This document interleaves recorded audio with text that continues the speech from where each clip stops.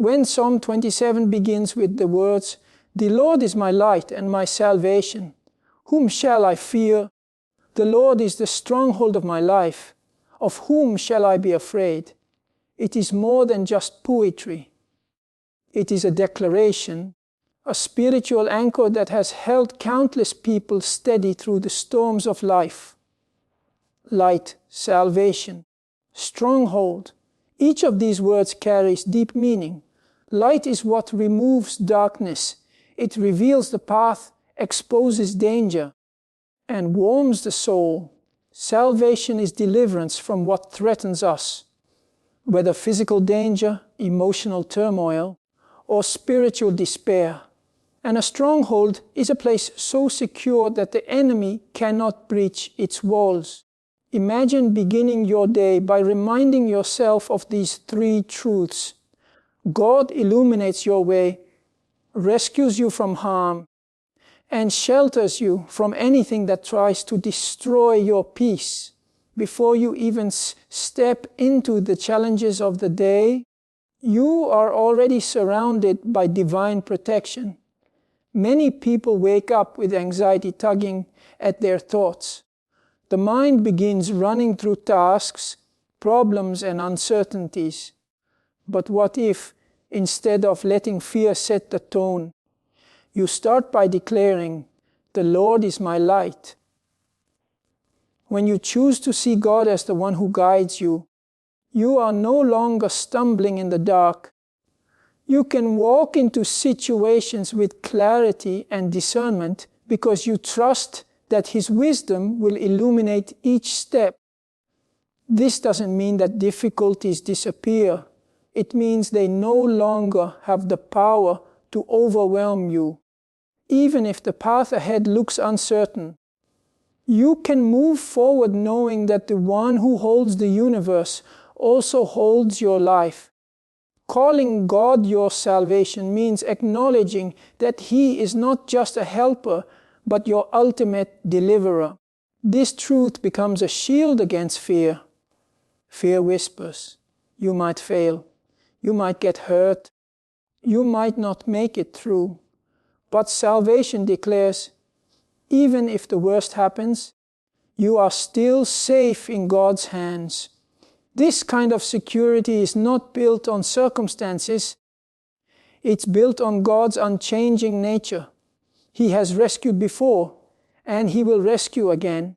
Whether it's protection from physical harm, deliverance from sin, or peace in the middle of chaos, His saving power is present in every area of life. When David calls God the stronghold of my life, he paints a picture of a fortified city with high walls and impenetrable gates. Inside those walls, enemies can shout and threaten all they want, but they cannot reach you. In the same way, when you dwell in God's presence, fear may knock at your door, but it cannot enter. Doubt may try to creep in, but it will find no opening. This is why beginning your day with Psalm 27 is so powerful. It reminds you that before the world has a chance to unsettle you, you are already standing in a place of unshakable safety. Confidence in God doesn't mean arrogance or self-reliance. It means knowing that your stability is not built on your own strength, but on His. Life will bring seasons when your own resources feel empty, times when your courage runs low, your energy is drained, and your solutions are exhausted. In those moments, Psalm 27 invites you to shift your focus from what you lack to who God is. Fear loses its grip when you realize that the one who fights for you is greater than anything that comes against you. This kind of confidence is not developed overnight. It grows through daily practice. Each morning when you wake, you can choose to anchor your heart in these truths before anything else competes for your attention. You can speak Psalm 27 aloud, letting the words sink deep into your spirit. You can visualize God's light guiding you through unknown paths, His salvation lifting you out of danger, and His stronghold wrapping around you like unshakable walls.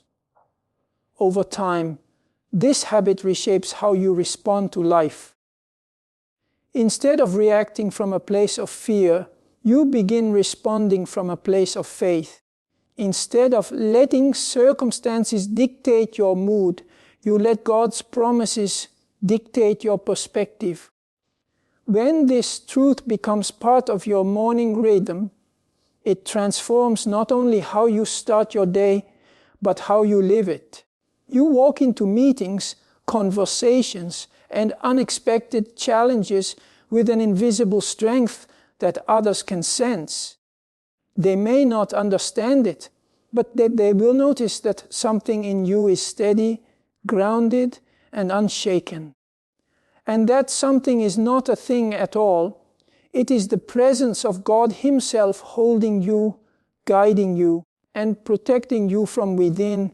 Psalm 27 speaks of a single, burning desire. One thing I ask from the Lord, this only do I seek, that I may dwell in the house of the Lord all the days of my life, to gaze on the beauty of the Lord and to seek Him in His temple. These words are not about physical walls or a specific building. They are about living in constant awareness of God's presence. To dwell in His house is to make your heart His home, to keep Him at the center of your attention, no matter where you are or what you are doing. It is an intentional choice to start your day not by rushing into tasks, but by quieting your mind and placing yourself fully before Him. The world often teaches us to begin our mornings with productivity, emails, schedules, and responsibilities demanding our focus.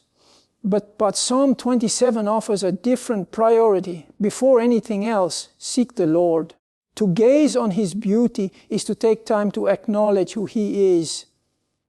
His goodness, His faithfulness, His mercy that is new every morning. When you fix your eyes on Him before you face the day, you see life through the lens of His truth rather than the noise of your circumstances. This seeking is not casual, it is deliberate.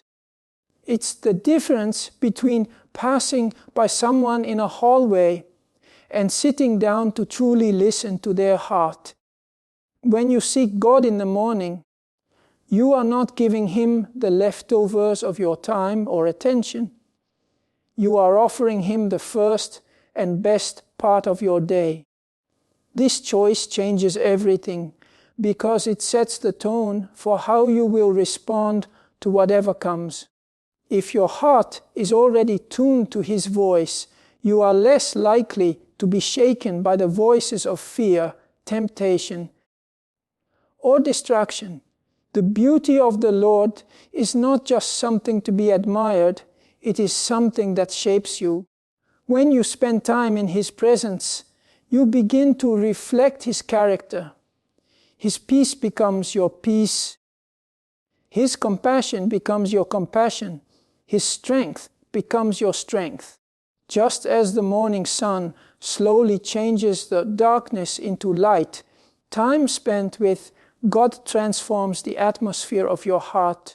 You may begin the day feeling uncertain or weary, but as you draw near to Him, His joy begins to rise within you. Seeking God's presence also means creating space for Him in the midst of your day, not just at the beginning. The psalmist's longing to dwell in the Lord's house speaks of a continual relationship, not a quick visit. You can carry that morning moment of stillness into the rest of the day by pausing for short prayers, whispering thanks, or silently asking for His wisdom before making decisions. These small acts keep your heart aligned with His, allowing His presence to guide even the simplest actions. There will be days when seeking God feels effortless and days when it feels like a battle. Distractions, fatigue, and worries will try to pull you away. But the more you choose to seek Him despite those obstacles, the more natural it becomes. Over time, you will find that your heart starts to long for Him in the same way you long for air when you are underwater. You can't go too long without needing to breathe Him in.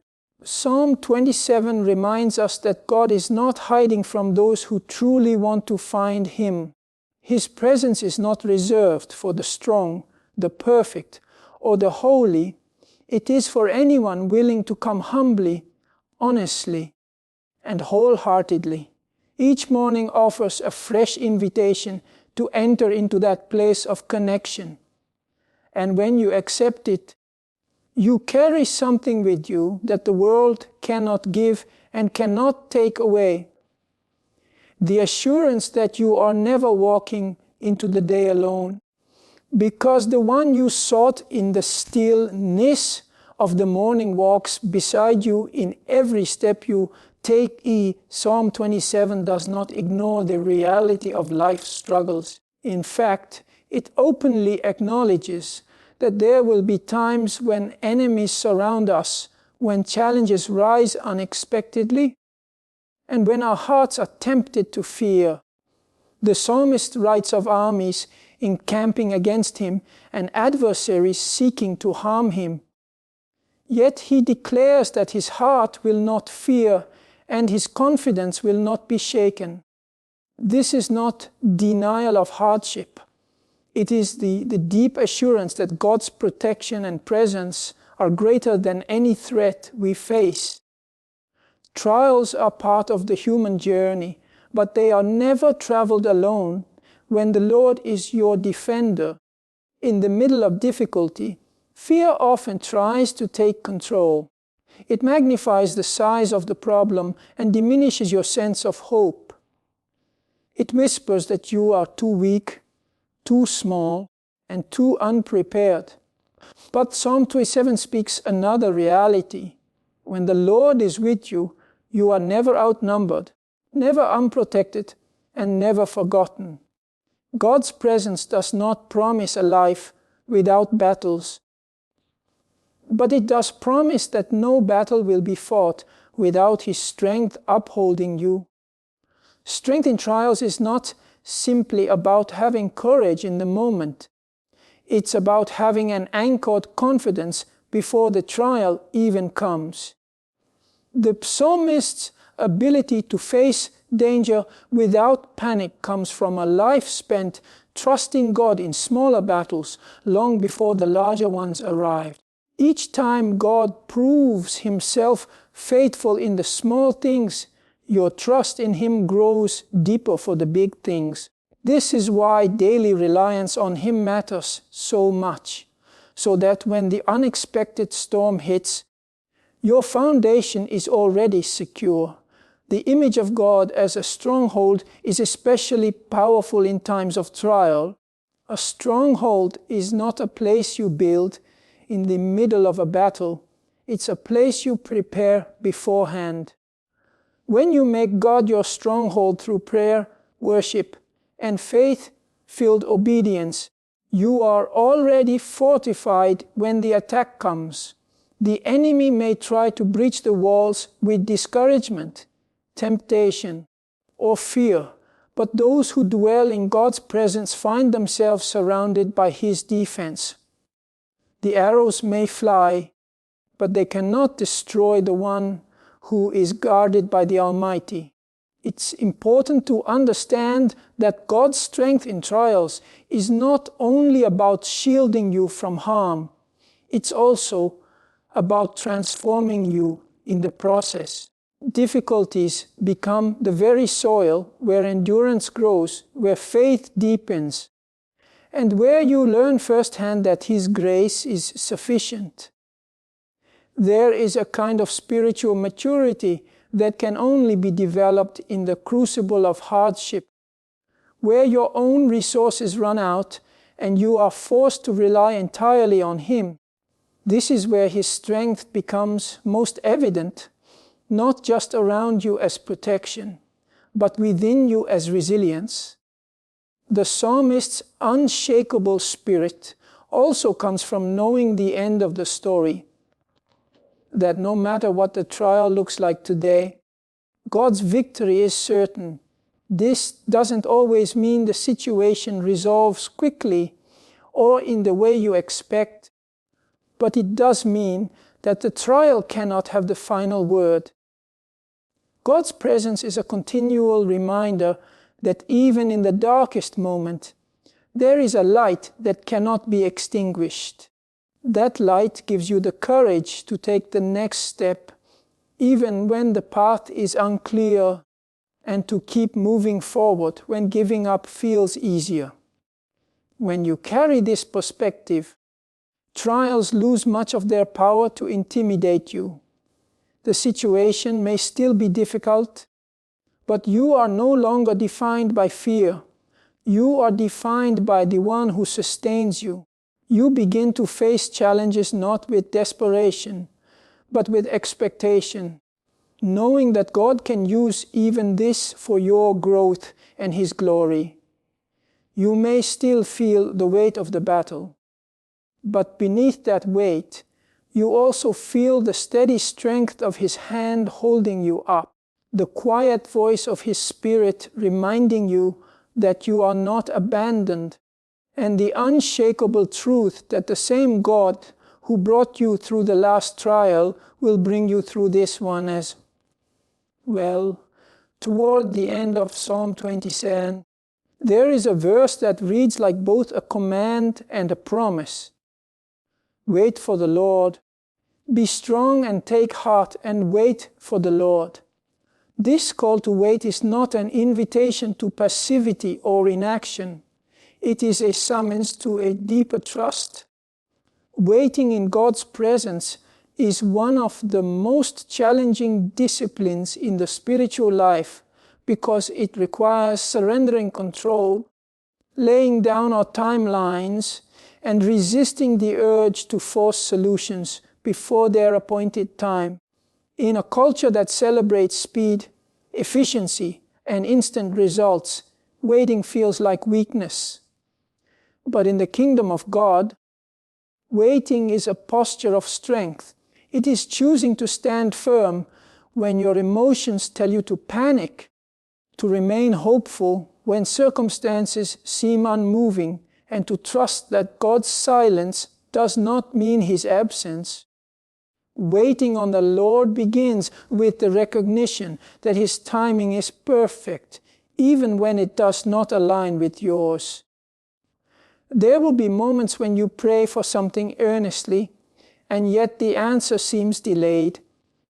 In those seasons, impatience can creep in, whispering that perhaps God has forgotten you or that you need to take matters into your own hands. But the discipline of waiting teaches you that the delays of God are not denials. They are often preparations. While you are waiting for Him to move, He is shaping your heart, strengthening your faith, and aligning circumstances so that when His answer comes, it arrives in fullness and perfection. This waiting is active, not idle. It involves continuing to seek Him, to pray, to worship, and to remain attentive to His leading. The psalmist's call to be strong and take heart shows that waiting is not for the faint of spirit. It takes courage to remain steadfast when the outcome is uncertain. Strength in waiting comes from the conviction that God is faithful and that His character can be trusted even when His plan is not yet visible. It is an inward determination that says, I will not move until the Lord directs me, because I know that His path is better than any I could create for myself. There is also a refining work that happens in the waiting. When we rush ahead of God, we often carry with us the baggage of impatience, pride, or fear. But when we wait, these things are gradually stripped away. Waiting forces us to confront our own dependence on our abilities and teaches us to lean entirely on His. In the stillness, we become more aware of His voice, more sensitive to His guidance, and more anchored in His promises. Some of the greatest stories in Scripture are built on seasons of waiting.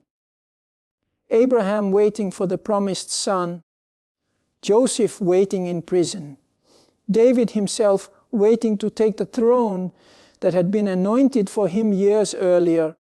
In each case, the waiting was not wasted. It was a season of preparation that produced deeper humility, resilience. Likewise, the moments in your life that feel like delay may actually be the fertile ground in which God is planting seeds for something greater than you have imagined. To wait on the Lord is also to resist the temptation to compare your timeline with others. You may see people around you moving forward while you remain in a holding pattern, and this can breed frustration or discouragement. But God's work in your life is not a race against anyone else's progress. He knows the exact moment when the door should open, when the answer should arrive, and when the breakthrough will bear the most fruit. Trusting that timing frees you from striving and allows you to rest in His sovereignty. When you embrace the discipline of waiting, you learn that the waiting room is not a place of emptiness. It is a place of encounter. It is in the waiting that your roots grow deeper, that your character is formed, and that your relationship with God becomes more intimate. And when His timing finally unfolds, you will see that the waiting was not a delay in your life's journey.